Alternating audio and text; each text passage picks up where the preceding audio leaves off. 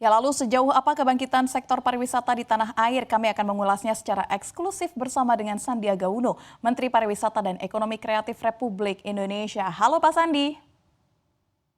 Halo Mbak Safinas, terima kasih CNBC sudah mengundang kami untuk berbicara eksklusif pada program Baik, ini. sama-sama Pak. Pak, mari kita mulai dari pariwisata di Indonesia yang sudah mulai pulih, ditandai dengan angka kunjungan wisatawan bank domestik, baik dari domestik dan mancanegara. Bahkan kunjungan Wisman ke Bali pada bulan April tercatat meningkat hingga 1000%. Bagaimana tanggapan Bapak? Ya, alhamdulillah Astungkare bahwa sekarang industri pariwisata dan ekonomi kreatif seiring dengan penanganan pandemi yang lebih baik menunjukkan kepulihan serta terbukanya peluang usaha dan lapangan kerja yang semakin terbuka. Destinasi-destinasi seperti Bali mengalami lonjakan kunjungan dan sesuai dengan protokol kesehatan dan mengacu kepada tren terbaru pariwisata kita yaitu personalized, localized, customized, dan smaller in size. Saya melihat bahwa pariwisata berkualitas dan berkelanjutan ini menunjukkan bahwa Indonesia sudah bisa memperlihatkan best practice, berdaya saing, berkelanjutan, dan mengedepankan kearifan lokal. Saya lihat juga 1,1 juta lapangan pekerjaan insya Allah akan tercipta tahun ini untuk menggantikan lebih dari 1 juta lapangan kerja yang hilang selama pandemi di 2020 dan 2021. Jadi kami sangat optimis dan kita harus jaga momentum ini dengan beberapa event-event internasional serta beberapa destinasi yang kita revitalisasi dalam bingkai protokol kesehatan yang ketat dan disiplin. Baik, meski demikian Pak, masih ada ancaman COVID-19 yang membayangi seiring dengan meningkatnya angka kunjungan wisatawan baik mancanegara maupun Nusantara. Ini bagaimana langkah Kemenparekraf mencegah kembali tingginya angka COVID-19 Pak? Ya, tentunya pemerintah sudah memberikan relaksasi karena angka COVID semakin terkendali dan penerapan protokol kesehatan tetap dilakukan dengan ketat dan disiplin.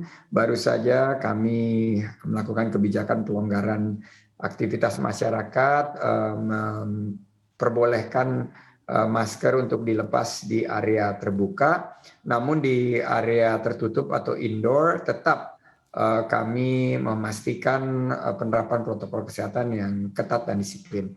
Kami juga menghapuskan syarat pre-departure test PCR bagi pelaku perjalanan luar negeri, sembari kita memonitor terus bagaimana kebijakan tes konfirmasi dan pelonggaran karantina ini kita evaluasi secara bertahap. Aplikasi Peduli Lindungi yang menjadi salah satu andalan kita dalam penanggulangan pandemi ini tetap diberlakukan. Juga sertifikasi dan penerapan sertifikasi CHSE atau Cleanliness, Health, Safety, dan Environmental Sustainability. Ternyata Mbak Safinas, Indonesia ini mendapatkan pengakuan dari dunia saat saya berbicara di PBB, di mana Indonesia menunjukkan penanganan pandemi yang terkendali dan juga pemulihan sektor pariwisata yang bertingkat, bertahap, dan berkelanjutan. Dunia mengakui prestasi kita dan ini tentunya patut kita syukuri. Namun kita harus tetap menjaga karena ada ancaman varian baru dan juga situasi di Beijing, di Shanghai, dan di beberapa negara lain yang perlu kita monitor dengan betul-betul kewaspadaan dan tingkat kehati-hatian yang tinggi. Baik, ini kan Pak, tadi saya juga sempat sebutkan bahwa peningkatan mencapai 1000%. Lantas bagaimana terkait ketersediaan akomodasi di lokasi wisata? Mengingat pada libur Lebaran kemarin banyak wisatawan yang mengeluhkan tidak tersedianya akomodasi seperti penginapan dan juga lain-lainnya. Ya, tentunya setelah 2 tahun terhantam pandemi, sektor ini mengalami suatu kontraksi yang luar biasa. Perlu waktu untuk kembali menyiapkan akomodasi dan juga tingkat ketersediaan dari segi amenitas dan aksesibilitas menuju recovery dan pulih sepenuhnya. Kami mencoba memberikan suatu solusi selagi akomodasi ini juga bisa disiapkan oleh homestay di masing-masing destinasi.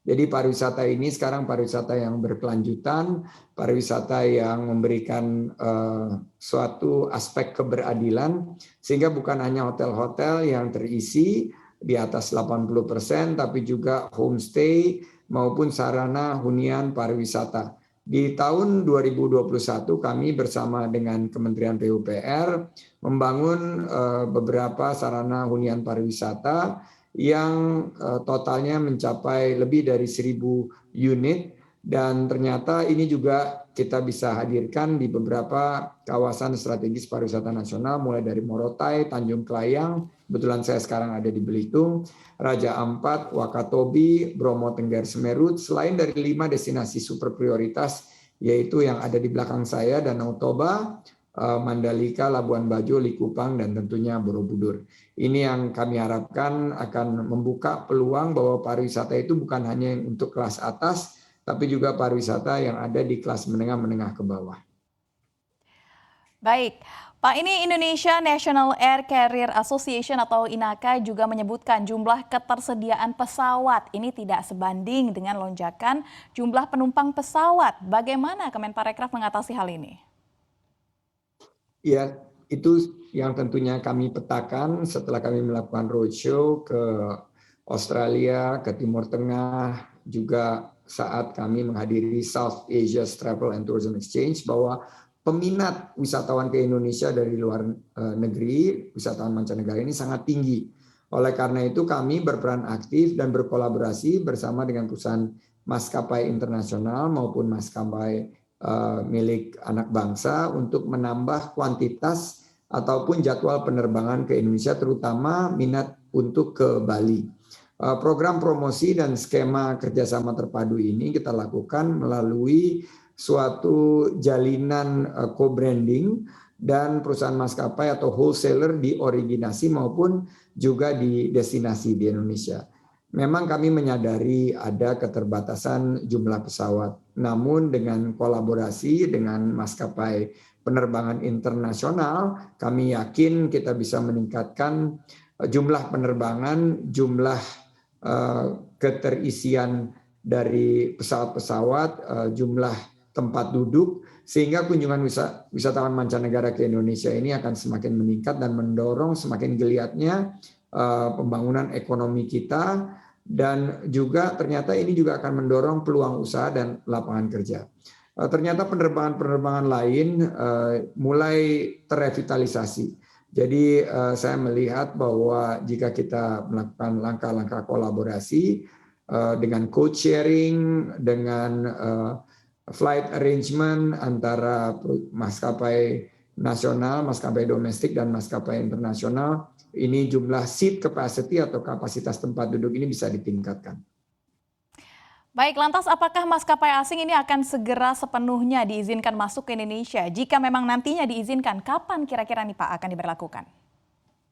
Ya, saya baru saja berkoordinasi dengan Bapak Menteri Perhubungan, di mana kita memberikan sinyal positif karena minat yang sangat tinggi dan kapasitas penerbangan domestik yang masih terkendala. Oleh karena itu, Bapak Menteri Perhubungan memberikan suatu sinyal positif untuk penerbangan langsung ke beberapa destinasi wisata, terutama Bali.